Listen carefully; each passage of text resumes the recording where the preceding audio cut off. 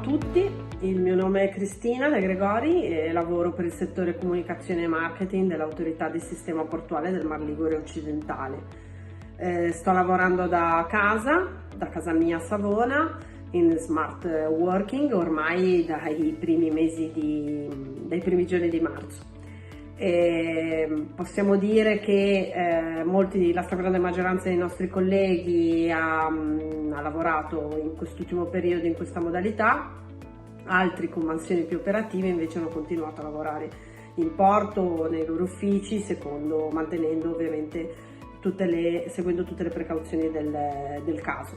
I porti non si sono assolutamente fermati in questo momento di grandissima difficoltà, con un grande sforzo da parte di tutti. Speriamo ovviamente che la situazione si normalizzi prima possibile, ma nel frattempo continueremo a svolgere il nostro lavoro al meglio delle nostre possibilità e avanti così, we are Ports of Genoa e il porto non si ferma.